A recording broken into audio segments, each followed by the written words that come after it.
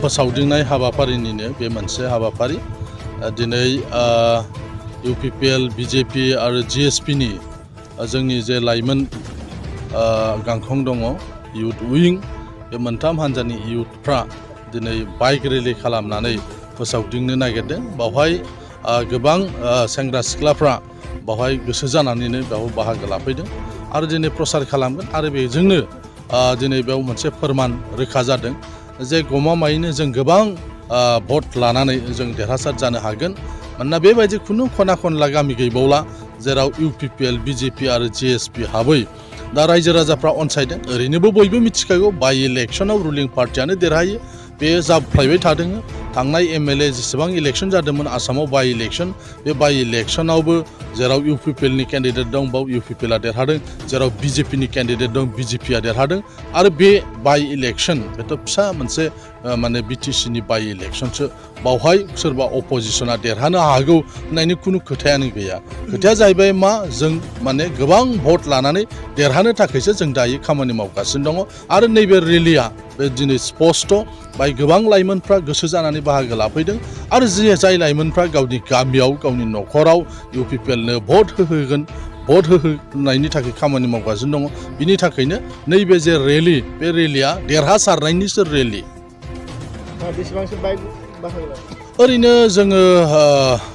माने 300-400 जोंल' खालामदोंमोन नाथाय दिनै बेवहाय गोबां माने गाव हारसिङैनो फैनानै बाव बाहागो लादों हयथ' आरो लामा बिथांमोना जगदान जालांबावगोन जोबजासिमहालागै मानोना जोंहा दिनै गुबुन गुबुन मोननै हाबाफारि दं बे हाबाफारि थानायनि थाखाय जों इसेल' खालामदोंमोन नाथाय जों दा खोनानो मोन्दों मोनफ्रोमबो हाथाय बाजार लामा दथखायाव बेबायदि सेंग्राफ्रा रेडि जानानै दङ जायफ्रा जोंनि बे बाइक रेलिजों सालायफागोन मन्टु बर' बिथाङा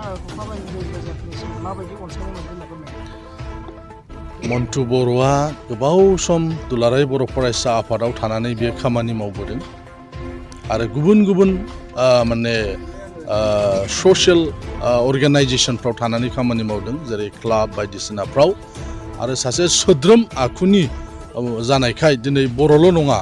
दुलाराय बर' फरायसा आफादनि खामानि मावनायखाय बर'फ्रा नाथाय गुबुन हारिफ्राबो जिहेतु बियो फरायसा आफादाव थानानै बा गुबुन माखासे आफादफ्राव थानानै गुबुन हारिजोंबो मोजां मोनसे सोमोन्दो लाखिदोंखाय दिनै रायजो राजाफ्रा गुबुन हारिनि मानसिफ्राबो बिथांखौ अनसायदों सासे नोरोम आखुनि मानसि सासे सोद्रोम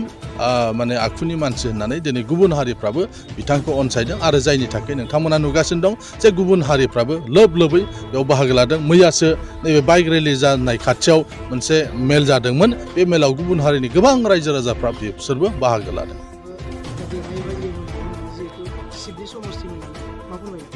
नंगौ बाथ्राया बियो सैथो जे समष्टिखौ आगोल शिबा लादोंमोन बा बे समष्टिनिफ्राय शिबा देरहादोंमोन दा बेखौ देरहायोब्ला बे समष्टिनि मानसिफ्रा दाबि खालामनाया बेयो साभाबिक दिनै जोंनि बिटिआरनि चिफ बिथाङाबो बुंदों जे मन्टु बर' देरहायोब्ला बेनो मोजां मोनसे खाबुखौ होनाय जागोन जे खाबुनि गेजेरजों बिथाङा समष्टिनि जौगाखांनायनि थाखाय खामानि मावनो हागोन আজি আমাৰ 22 নং ককলাবাৰী পৰিষদীয় উপ নিৰ্বাচনৰ প্ৰতি লক্ষ্য ৰাখি আমাৰ বাইক ৰেলী আমাৰ যুৱ শাখা UPPL BJP আৰু GSPৰ যুৱ শাখাই এই বাইক ৰেলী আয়োজন কৰিছে আৰু এই বাইক ৰেলী আচলতে নিৰ্বাচনৰ ৰেলী নহয় কেৱল এই বাইক ৰেলী আমাৰ বিজয়ৰ ৰেলী এই বাইক ৰেলী আমাৰ শান্তিৰ ৰেলী আৰু এই বাইক ৰেলীয়ে শান্তি আৰু প্ৰগতিৰ মাধ্যমেৰে আমাৰ ইয়াত বিকাশ যে আহি আছে এই বিকাশৰ পথ যে প্ৰশস্ত হৈছে সেই বাৰ্তা ৰাইজৰ মাজলৈকে কঢ়িয়াই লৈ যাব BJP দল আমি যেহেতুকে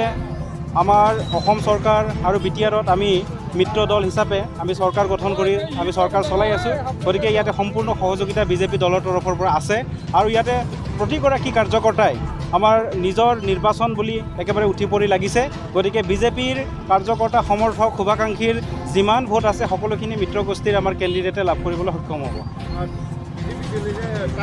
সহায় কৰিছে এই হিচাপে মন্টু বড় আপোনালোকে কাৰ্যবাহী সদস্য হিচাপে বিচাৰে নেকি কাৰ্যবাহী এতিয়া কথাটো হ'ল এনেকুৱা সকলো MCLৰে বা সকলো MLAৰে মন্ত্ৰী হোৱাৰ মন থাকে সকলো MCLৰে তেনেকুৱা কাৰ্যবাহী সদস্য হোৱাৰ মন থাকে কিন্তু কথাটো হৈছে কি যেহেতুকে এই বিষয়টো আমাৰ বিষয় নহয় আমিতো বিচাৰোঁ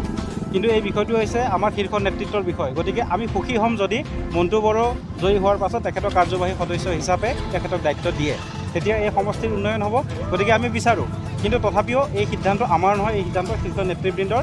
তেওঁলোকেহে এই সিদ্ধান্ত থিৰাং কৰিব। এতিয়া ধৰক যি GSP দল, যি প্ৰথমৰ পৰাই আমি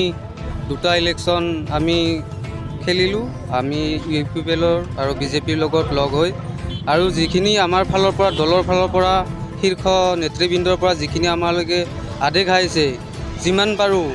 আমাৰ যি